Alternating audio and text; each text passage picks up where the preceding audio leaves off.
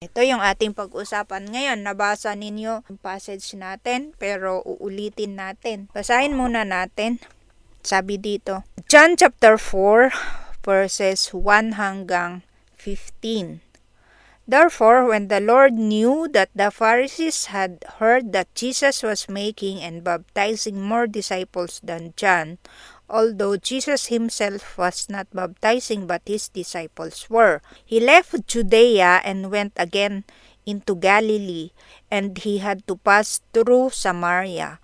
So he came to a city of Samaria called Sychar, near the parcel of ground that Jacob gave to his son Joseph. And Jacob's well was there. So Jesus, being wearied from his journey, was sitting thus by the well. It was about the 6th hour. There came a woman of Samaria to draw water. Jesus said to her, "Give me a drink," for his disciples had gone away into the city to buy food. Therefore the Samaritan woman said to him, "How is it that you, being a Jew, ask me for a drink, since I am a Samaritan woman?" For Jesus had no dealings with Samaritans. Jesus answered and said to her, "If you knew the gift of God, and who it is who says to you, 'Give me a drink,' you would have asked him, and he would have given you living water." She said to him, "Sir, you have nothing to draw with, and the well is deep.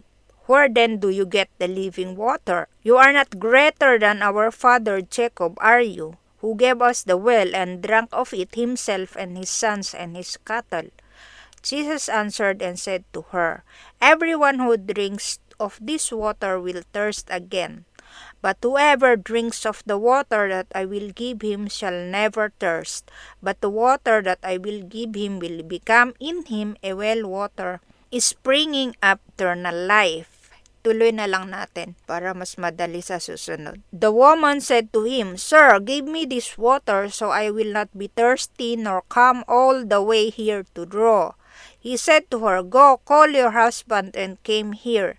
The woman answered and said, "I have no husband." Jesus said to her, "You have correctly said, 'I have no husband,' for you have had 5 husbands, and the one whom you now have is not your husband. This you have said truly." The woman said to him, "Sir, I perceive that you are a prophet. Our fathers worship in this mountain, and you people say that in Jerusalem is the place where men ought to worship."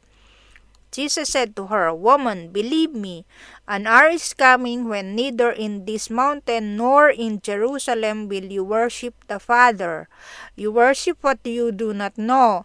We worship what we know, for salvation is from the Jews. But an hour coming, and now is, when the true worshippers will worship the Father in spirit and truth. For such people the Father seeks to be his worshippers. God is spirit, and those who worship him must worship in spirit and truth." The woman said to him, "I know that the Messiah is coming, he who is called Christ. When that one comes, he will declare all things to us."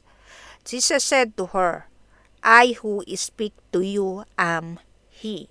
So yun yung kwento. I hope nabasa nyo. May naunawaan naman siguro kayo kasi hindi ako naniniwalang wala. Mula sila Jesus dito sa Judea. Iniwan nila si Juan.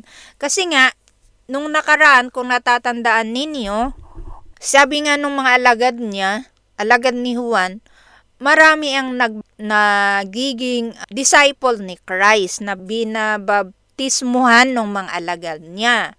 Kaya para maiwasan yung maaaring iringan ng kampo ni Kristo at kampo John the Baptist, umalis sila Jesus. Iniwan nila si Juan, nagpunta sila ng Galilee. At sa panahon nila na yon, kaya ganun na lang yung ikaw na Hudyo, humihingi sa akin ng maiinom, 'di ba? Sabi niya ganon. Kasi ang kwento niyan, yung mga Hudyo na yan, magkagalit sila nung taga Samaria, although magkakamag-anak sila. Ang nangyari kasi nung panahon ni Solomon, 'Di ba nagkaroon siya ng maraming anak? At nag-away-away yung mga anak niya. Ito yung Israel. At ito naman Judah. So nahati, naging divided kingdom.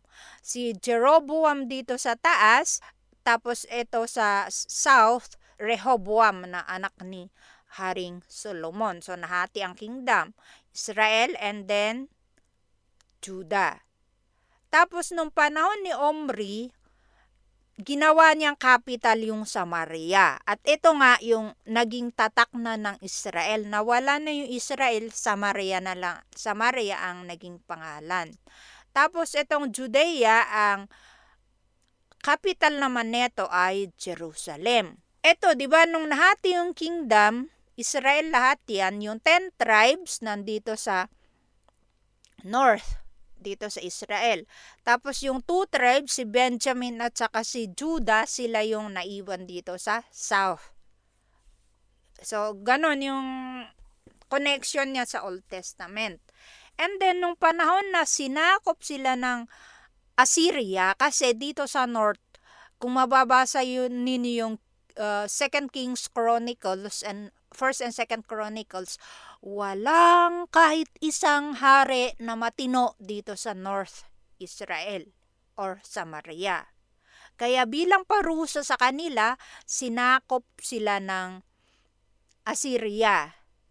At ang ginawa ng Assyria, pinalayas yung mga Israelita dito, pinaalis, and then pinalitan nung ibang lahi.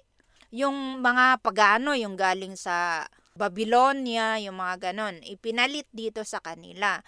Tapos yung mga naiwan, inasawa nung mga ipinalit, kaya yung mga nasa Samaria, sila ay half-breed, hindi sila puro. Diba sa batas ni Moses, bawal ang mag-asawa ng iba ang mga Israelita. Dapat Israel at saka Israel, or Hudyo sa Hudyo. Pero ang nangyari nga, dahil sinakop sila ng Assyria, dahil sa katigasan ng kanilang ulo, nagiging half-breed yung mga taga-norte.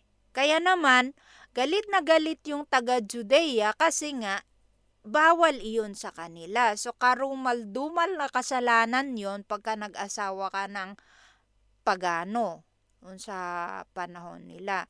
Tapos, ito ng mga taga-Samaria, nung pinababalik na sila sa Nehemiah at saka sa Ezra, pinababalik sila ni Haring Cyrus na itayo yung temple.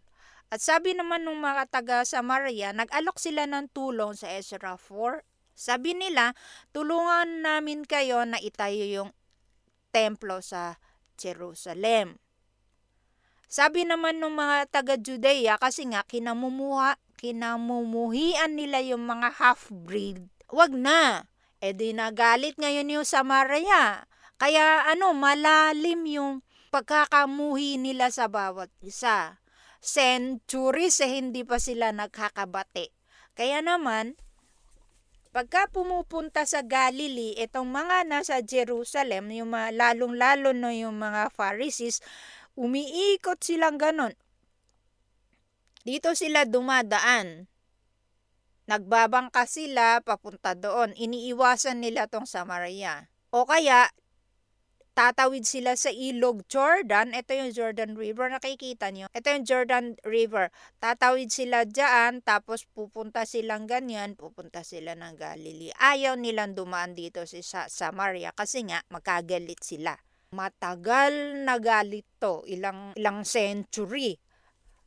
Kaya lang hindi pa naaayos. Kaya pagdating ni Jesus, ganun na lang yung sabi ng babae na, bakit ikaw tahudyo ka, tapos ako kakausapin mo? Sabi niya ganun, sa akin ka hihingi ng tubig na may iinom.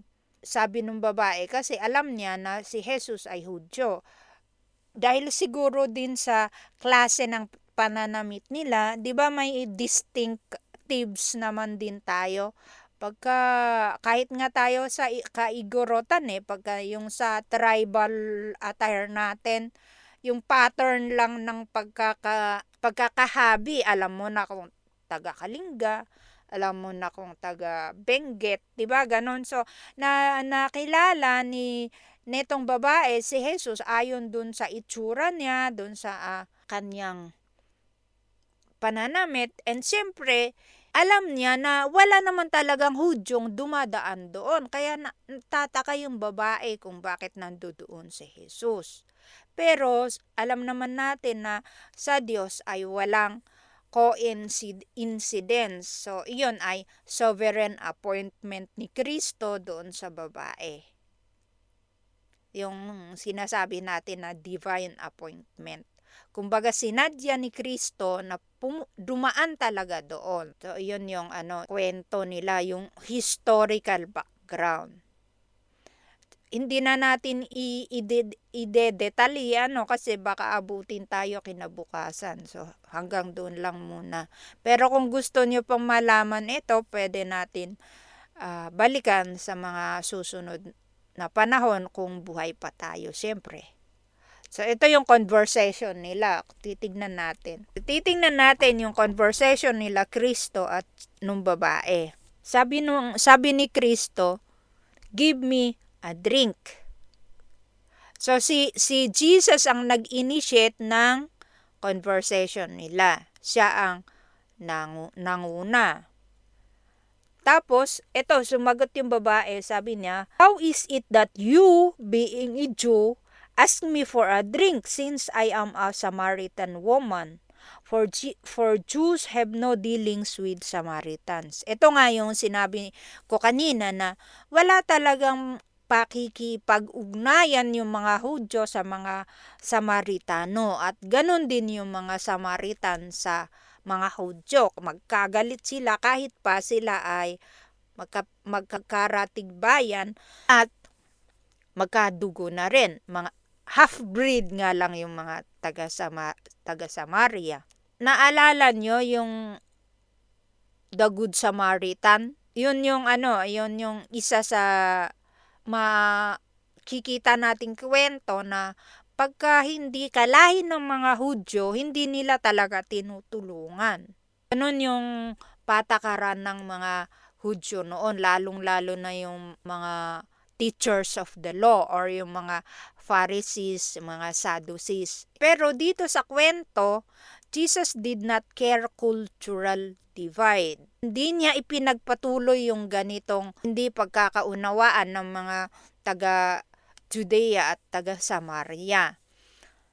So, siya mismo ang nagpunta sa Samaria. Kumbaga, sinadya niyang dumaan doon. At practical din siguro na dumaan doon kasi shortcut yun, parang patungo ng patungo ng Galilee. Hindi mo na kailangan magbangka, hindi mo rin kailangan tumawid pa sa Ilog Jordan para makapunta ng Galilee. Di dumaan ka na lang sa Samaria. Ganon ang ginawa ni Kristo. At siyempre, sabi dito, pagod si Kristo. Nagpapakita rin dito na siya ay tao nga. At nauuhaw, pagod dahil naglakad sila, at sabi nga 6th hour, maaaring tanghaling tapat yung oras na nagkita sila netong babae. Ituloy natin yung conversation nila, sabi dito, "If you knew the gift of God who it is who says to you, 'Give me a drink,' you would have asked him and he would have given you living water." So, nag-offer si Kristo. Ito nga yung, kung kilala mo lang yung etong kausap mo na humihingi sa'yo ng maiinom at bibigyan ka ng buhay na tubig. Yung kay Nicodemus, eternal life. Parehas lang yun. Analogy yung ginagamit ni Kristo para magturo sa mga ganito. 'Di ba yung analogy niya sa kay Nicodemus? Panganganak. Kaya sabi niya, maipapanganak muli. Dito naman, dahil nag-iigib yung babae, ginamit yung tubig.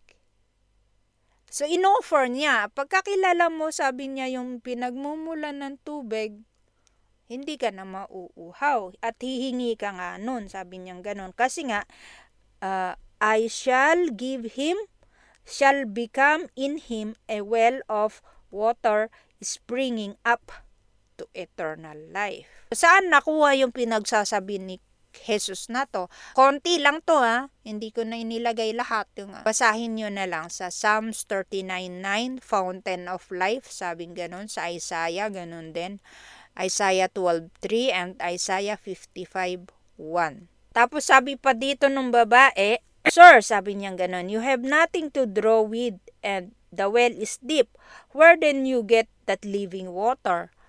So, nalilito yung babae, hindi niya maintindihan yung sinasabi ni Jesus.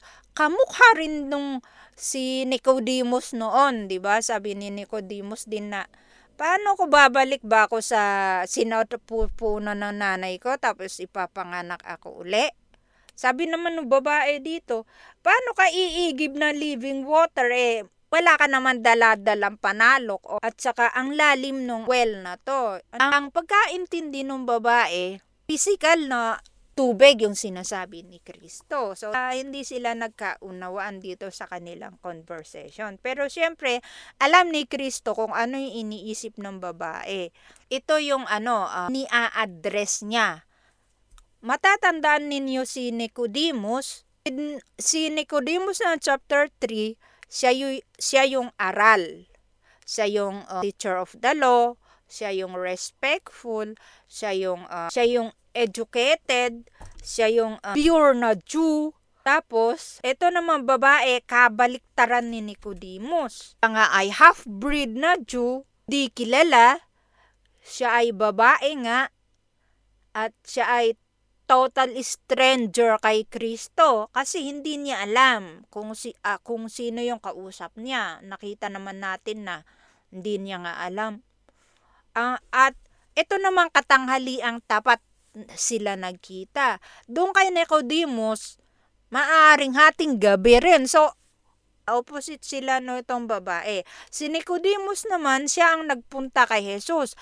Ito naman babae, siya ang pinuntahan ni Jesus. And naisip ko lang na evangelism, mas madali yung sila ang nagtatanong sa'yo di ba? Pero bihirang mangyari yon yung sasabihin na, paano ba ako magkakaroon ng buhay na walang hanggan? Ang madalas na nangyayari, ikaw, ako, tayo ang nag-a-approach. Tayo yung nag-i-initiate ng conversation. Tayo ang siyang nagsasalita para flowing yung ating uusap kasi madalas hindi interesado yung ating mga kausap. Alam ko na alam niyo yan. Naranasan niyo naman sa di ba? Hindi nga kayo pinapansin Ganun yung senaryo dito sa pag-uusap nila Jesus. So, yung ini-address ni Jesus, nagde-deflect itong babae. Parang kung hindi siya interesado dun sa living water na sinasabi ni Kristo. At isa pa nga, sa panahon nila, bawal ang lalaking kausapin ang babae. Lalong-lalo nga at Samaritana itong kausap ni Jesus. Tinga raw yung mga asawa nilang mag-asawa bawal mag-usap sa labas. Noon yung kanilang upbringing. Bawal silang makipag-ugnayan sa hindi nila kalahi. Which is, yun naman din yung utos nga ng Panginoon kay Moses para nga maiwasan yung maakay sila sa ibang Diyos. Yun yung purpose nun. Pero ito namang mga Hudyo, sinobrahan nila. Kadugo nilang sa Samaritano ayaw nilang kausapin, ayaw nilang tulungan. Ang sabi nga ni John doon sa description niya, di ba, walang kinalaman ng mga Hudyo sa mga taga Samaria. Si Jesus naman, siya nga itong nagpunta, siya yung nakipag-usap, siya yung itong salita ng salita, siya yung nagti-trigger ng curiosity ng babae. Yun yung takbo ng pag-uusap nila. Tuloy natin. Sabi pa nung babae sa verse 12, you are not greater than our father Jacob, are you? Who gave us the well and drank of it himself and his sons and his cattle. Kasi parang parang nahihiwagaan itong babae kay Jesus Hindi ko rin alam kung naiinis na yung babae kasi nga parang ang kulit din nung dating ni Kristo nito eh. Nga iniiwasan na rin ng babae kasi nga unang-una, haling tapat yung punta doon. Ang oras ng pagsasalok ng tubig ng mga kababaihan kasi sa panahon nila mga babae ang nag-iigib. Yun yung trabaho nila. Maaga yung oras ng pag-iigib nila. Tapos dun sa mga balon na yon, di nagkatagpo-tagpo yung mga babae, doon sila nagmamarites. Itong babae na to, kaya siya tanghaling tapat nagpunta kasi nga ayon dito sa salita, 5 yung naging asawa niya at yung kinakasama niya ay hindi niya rin asawa. Para siguro makaiwas din sa siya'y pagchichismisan, kaya siya tanghali nagpunta, hindi niya lubos akalain na may tao siyang makikita doon. Ito nga si Hesus Kristo. Di natin alam kung natatakot siya or nahihiya siya sa sarili niya kasi alam niya na may tinatago rin siyang hindi maganda. Di niya lubos akalain na may tao pala doon. Tapos ito pa, magtatanong na siya, hihingi ng maiinom yung ganon. Tapos sabi niya nga dito, di ka naman siguro mas mataas sa aming pinagmulan na si Jacob. Alam din ng mga Samaritano kung saan sila nagmula. Kay Jacob nga, kay Abraham. Ayon dun sa pag-aaral ng mga scholars ng Biblia, yung mga Samaritans ay yung Pentateuch lang ang alam nilang scripture. Yung Genesis, Exodus, Leviticus, Numbers, and Deuteronomy. Yun yung Law of Moses na sinasabi. Alam nila. Tapos yung prophets, hindi na nila kinilala yon. So ito yung sa Israelita naman. Kaya alam na alam ni etong babae na galing nga siya kay Jacob. Well-versed din sila sa Pentateuch. Tandaan natin na pagka narinig ninyo yung Pentateuch, ang ibig sabihin nun na first 5 books of the Bible. Genesis, Exodus, Leviticus, Numbers, and Deuteronomy. Sumagot ulit si Jesus, sinagot niya yun ng sinasabi ng babae. Everyone who drinks this water shall thirst again, but whoever drinks of the water that I shall give him shall never thirst. The water that I shall give him shall become in him a well of water springing up to eternal life. Sabing ganon. Sabi naman ng babae, Sir, give me this water so I will not be thirsty nor come all the way here to draw. Bigyan nyo ako niyan para hindi na rin na ako magpunta rito para mag-igib. Sabi niyang ganon. Niisip ko, nga naman kung meron lang din, ibigay na lang at na hindi mag-igib. Hindi na rin na siya makakakita ng mga taong magsisismis siguro sa kanya. Tapos sabi naman ni Kristo, Go call your husband and come here. Tingnan ninyo na hindi sinasagot ni Kristo yung mga direct attack ng babae. Kundi dinadudge din niya. Nakikita ko kasi dito sa kwento nagsaside-track yung babae. Pero ang ginagawa naman ni Kristo, binabalik at binabalik niya dun sa mga gusto niyang sabihin doon sa babae. Siguro, inisip ko lang naaasar na siguro yung babae. Takbo kasi ng kwento na confused yung babae. Sinabi niya kay Jesus na, bigyan mo na nga ako niyan at nang hindi na rin na ako mag-igib. Naalala ko tuloy si Pedro.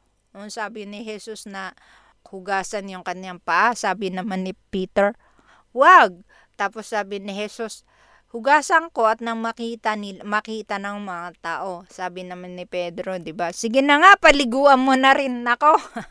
So parang ganun yung nakikita kong usapan nila parang nakukulitan yung babae dito. Tapos sabi naman ni Jesus, Go, call your husband and come here. Ito yung fiction. So Jesus confronted the woman with the truth. Tapos yun nga, sabi naman ng babae, wala akong asawa. Siyempre, alam ni Jesus kung sino yung babae kasi nga omniscient siya, anak nga siya ng Diyos eh. So dito rin ipinapakita ni Jesus yung kanyang pagiging Diyos na alam niya ang mga bagay-bagay. Sabi naman niya, totoo yung sinabi mo, wala ka ngang asawa. Kasi nga, 5 na yung naging asawa mo, tapos yung kinakasama mo ngayon, ay hindi mo asawa. So, tignan naman natin yung characteristic ng babae. Ignorant yung babae sa kwento. Adulterous. Alam naman natin, 6 yung naging lalaki sa buhay niya. Hindi ko alam kung anong nagiging dahilan kung bakit hinihiwalayan siya. Then despised nga sila dahil nga half-breed silang taga Samaria. Outcast din siya dahil nga dun sa kalagayan ng kanyang buhay. And then unclean din siya nga dahil dun sa kanyang immorality na ginagawa. At confused nga, hindi niya naiintindihan yung sinasabi ni Kristo. At the same time, sarcastic din sa pagsagot. Itong mga karakteristik ng babae ay opposite nung kay Nicodemus. So ano yung ipinapakita ni Kristo dito? Walang itinatangi si Jesus. Hindi siya namimili ng kausap. Hindi siya namimili ng tao ng ayon sa estado sa buhay. Hindi rin siya namimili kung babae o lalaki. Hindi rin siya namimili ng ang edukado o hindi. Hindi rin siya namimili kung anong lahi. Kasi nga, ang purpose ni Kristo ay to come and save the lost. Lahat na maniniwala sa Kanya magkakaroon ng eternal life. Yun yung gospel na lagi nating nababanggit. Yun yung pinaka-purpose ni Kristo kung bakit siya naging tao. So, kinonfront niya yung woman with the truth. Nagkaroon ng conviction din yung babae. Siyempre, pinakita ni Jesus na tama, wala ka nga ang asawa kasi nga yung kinakasama mo ngayon ay hindi mo asawa at 5 yung naging asawa mo. So, yun yung katotohanan. Nagulat yung babae na hindi niya akalain na ganun yung sasabihin na ni Kristo na hindi naman sila magkakilala. Ngayon lang sila nagkita pero nakita ni Jesus kung ano yung buhay na kinalalagyan niya. So, ang sagot na lang ng babae, sabi niya, Sir, I perceive that you are a prophet. Ito na naman, nagpaliwanag uli yung babae, parang dinadudge niya yung katotohanan na sinasabi ni Jesus. Sabi niya, Our fathers worship in this mountain, and you people say that Jerusalem is the place where men ought to worship. Kung matatandaan ninyo sa Deuteronomy, yung merong mountain of blessing and mountain of curses sa Gerizim at saka sa Mount Ebal, nasa Deuteronomy 27. Nga bawal silang magpunta sa Jerusalem, gumawa sila ng place of worship nilang sarili. At nag-worship nga sila sa Mount Gerizim na yon. Hindi rin talaga sila makapunta sa Jerusalem kahit nga gustuhin nila kasi nga binabawalan sila ng mga Hudyo. Kaya ang nangyari, sige na, gumawa na lang tayo ng atin. Mula noon, dahil nga hindi sila magkaintindihan, gumawa sila ng kanilang lugar kung saan sila magwo-worship. At sabi naman ni Jesus, verse 21, Woman, believe me, an hour is coming when neither in this mountain nor in Jerusalem shall you worship the Father. You worship that which you do not know. We worship that which we know, for salvation is from the Jews. Ito yung wala sa mga Samaria. Kasi nga, yung kanilang scripture na dala-dala, 5 lang. Wala sila yung prophet scripture ng mga Hudyo. Kaya hindi nila alam na sa Hudyo manggagaling yung Mesaya. Ito yung pinapaliwanag ni Kristo. Sabi niya, darating ang panahon na hindi dito sa Jerusalem at hindi rin dito sa bundok na ito magwa-worship ang mga tao. sabi niya sa verse 23. Dahil yung hinahanap ng Diyos Ama ay yung mga taong magwo-worship sa Kanya ng spirit and truth. At ipinaliwanag niya yon. Pagka sinabing spirit and truth, ito yung galing sa kaibuturan ng puso na pagwo-worship. Hindi yung mag-attend lang para kumanta or para lang masabing nag-worship. Hindi yon. Kasi ayon dun sa 1 Corinthians 10:31, ito yung sabi ni Paul na all of what you have. At ano ba yung truth na yon? Na si Kristo nga ang siyang daan. Siya ang buhay at siya yung katotohanan. Irrelevant ang places ng worship. Yung sinabi ni Kristo na hindi dito sa Jerusalem, hindi rin dito sa bundok na to, kundi those who believe, sabi niya ganon, spirit and truth yung pag-worship nila. Personal na worship ito. Sabi nung babae, kahit medyo hindi pa niya gets, sabi niya, I know that the Messiah is coming. He who is called Christ. When that one comes, he will declare all things. So, nauunawaan niya, kaya lang hindi pa rin malinaw. Tapos sabi niya, alam ko na may darating na Messiah. Dumating yon, ipapaliwanag niya sa atin ang lahat. Sa amin ang lahat. So, iyon yung confession ng babae. Nakuha niya ito kung bakit siya naniniwala sa Messiah dahil nga sinabi to sa Deuteronomy 18:18 na magbibigay si Yahweh ng isang katulad ni Moses na siya nga yung tagapagligtas. Alam ng babae yon dahil nga 5 yung kanilang scripture at yung Deuteronomy ang isa noon. So ano ba yung believe in the Messiah? Natatandaan ninyo yung klase natin noon, yung believe, yung may asensya, yung ganon, yung believe is yung nasa isipan, nasa puso, at saka may kasama na rin doon yung faith at saka yung repentance. Yun yung nangyari dito sa babae. Which is confession means acknowledging and declaring the truth. Inacknowledge niya ay makasalanan, inacknowledge niya siya ay hindi niya alam ang lahat, at hindi niya rin nga nauunawaan ng maayos tong pinagsasabi ni Kristo.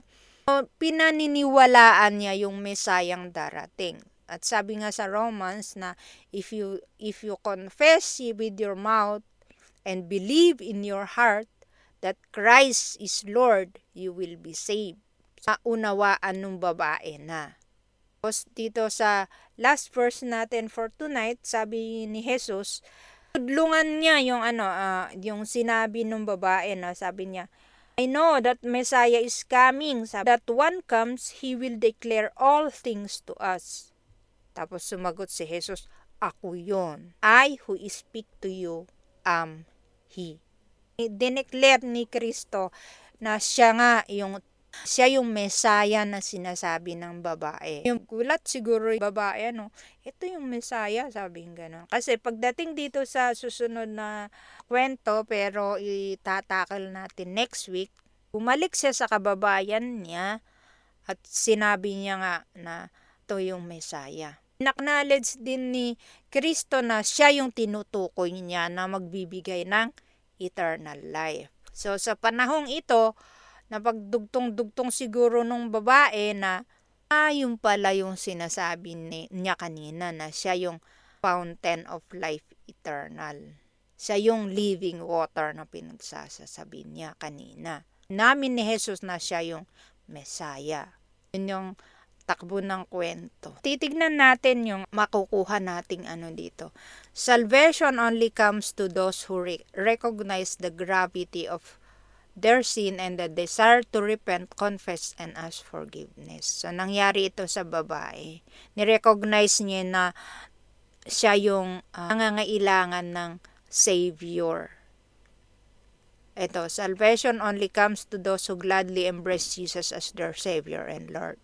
And then, salvation only comes to those who realize their need of spiritual and eternal life.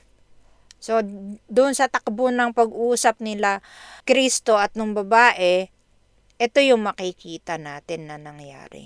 Siguro, natuwa rin yung babae kasi parang nakaramdam rin siya ng importance na kung siya ay ayaw kausapin ng mga kababayan niya, kinamumuhian nga sila ng mga Hudyo, tapos itong Mesaya, siya mismo ang kumausap sa kanya. So I think na overjoyed yung babae. Ikaw parang walang kwenta, ikaw makasalanan, ikaw pinagchichismisan, ikaw kinamumuhian, pero kinausap siya na Mesaya, 'di ba? Ang galing, yung parang wow naman. Ito pang Mesaya mismo yung aking kausap. Talagang walang sayang kay Kristo. Kahit pa yung sa tingin natin mga patapon na tao, walang sayang. At nawa, ito naman yung ating gayahin sa ating evangelism na subukan nating maging matyaga rin sa pakikipag-usap. Kasi nung una parang ayaw nga kausapin ng babae si Jesus kung ano-ano yung mga pinagsasabi ng babae kay Jesus Pero hindi natinag si Jesus doon sa kanyang gustong iparating doon sa babae. Nag-stick siya doon sa gusto niyang mangyari. Para nga magkaroon ng kaligtasan itong babae. At nakita naman natin na dito sa susunod at yun yung topic natin next week na yung babae ang magsasabi rin doon sa mga kababayan niya tungkol kay Kristo. Maganda rin yung yung ginawa ni Kristo kasi pinaalis niya yung mga disciples niya na bumili ng pagkain. Inisip ko, para hindi siguro mahiya itong babae or para hindi siya matakot, para hindi siya kumaripas ng takbo. Siguro pagka marami sila, baka isipin ng babae na siya ay kutyain, siya ay laitin. One-on-one sila Kristo dito at nung babae. Ganon din ang nangyari sa kanila ni Nicodemus One-on-one din sila. Kaya lang, sabi ko nga earlier na magkaiba ito. Opposite sila, magka-opposite sila. Itong babae nga, walang alam, walang patutunguhan. Ito naman si Nicodemus, mataas ang katungkulan, may pinag-aralan. Ang gusto lang ipakita sa atin ng Biblia ay si Kristo wala ngang itinatangi. At inulit yan ni Paul nung sinabi niya na there is neither Jew or Gentile pagdating sa kaligtasan. So lahat nangangailangan ng kaligtasan kahit konti yung kasalanan kamukha ni Nicodemus. At kahit pa napakaraming karumal-dumal na kasalanan, patatawarin pa rin sila ng Panginoon. Unmerited favor, yung grace na binibigay sa bawat taong nagre-recognize ng kanilang kasalanan, nagre-repent, nag-confess at humihingi ng kapatawaran, sila nga ay patatawarin. Sila ay bibigyan ng eternal life at sila ay ililigtas nga. At si Kristo ang magiging tagapagligtas at Panginoon nila. Kikita natin dito na karamihan sa taong nakakasalumuhan natin ay yung kamukha ng babae. Yung pinakausap mo parang ayaw kong kausapin.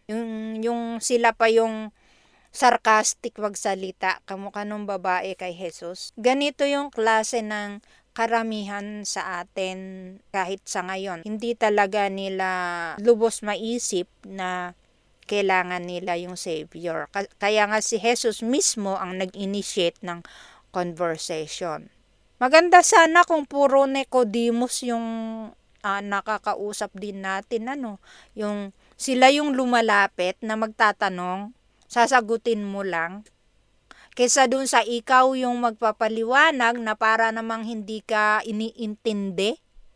Alam ko na experience ninyo to nung nag-ii kayo, 'di ba Ate Ami? May kwento mo 'yan sa akin. Kinakausap mo kung saan-saan nakatingin at kung ano-anong mga dinadahilan. Maganda rin na nagbigay si Jesus dito ng example kung paano natin palakarin yung ating conversation para hindi mapahiya yung ating kausap at hindi rin tayo maasar.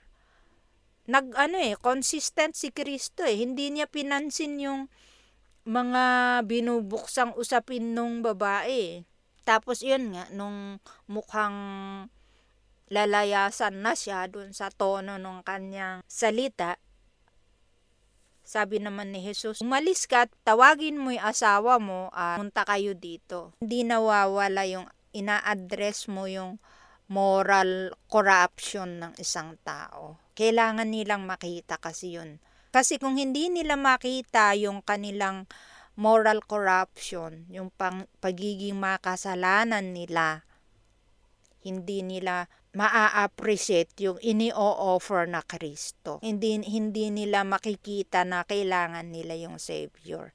Kaya maganda yung yung pagka tinanong sila na paano mo nasabing hindi ka nagkakasala? Yung mga ganong tanong na nag-iisip sila. Tapos daanin natin sa 10 Commandments, yung ganon. Doon natin binibigyan sila ng conviction para malaman nila na kailangan nila yung Savior. Yun yung ginawa ni Kristo. Magandang sundan, kaya lang minsan ang hirap kausap ng tao nag-iinit ang ulo din natin pagka ang kulit. Ikaw tuloy ang nawawala doon sa sasabihin mo sana. Pero magandang gawin natin yung kung kaya nating siyempre daanin natin sa panalangin kasi dito sa Spirit and in Truth kinorek ni Kristo yung katuruan ng babaeng yung paniniwala niya. Na ang paniniwala kasi ng babae, sila din ay nagpupuri. Hindi nga lang sa Jerusalem. Yung sa kwento, yung mga Hudyo, meron silang truth, pero walang spirit. Kasi, tingnan nyo nga si Nicodemus, lahat ginawa niya, pero kulang pa rin naman. Ito ng mga taga-Samaritan, meron sila yung desire na magpuri sa Panginoon, kaya lang, wala namang truth yung kanilang pinaniniwalaan. Kasi kulang yung kanilang kaalaman. Kasi nga, hanggang Deuteronomy lang sila. Wala silang prophets, wala silang Isaiah, wala silang mga Daniel, wala silang Ezekiel, wala silang ibang libro ng Old Testament. Kaya kulang yung alam nila. Ito namang Hudyo, kumpleto nga yung kanila, wala naman silang spirit na magsimba. Ginagawa nila yon para lang gampanan yung parang responsibilidad na lang ang nangyari. Parang naging obligasyon na lang.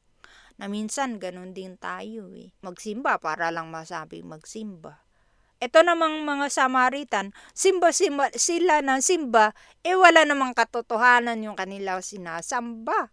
Yon yung pagkakaiba nila na which is nagre-represent din ng dalawang klase ng tao. Meron na yung mga taong akala nila tama yung kanilang sinasamba, yung pala wala yung truth sa kanila. May mga tao namang tama yung kanilang katuruan, kaya lang mukha namang wala lang sa kanila, parang yung mga Pharisees. Reflection.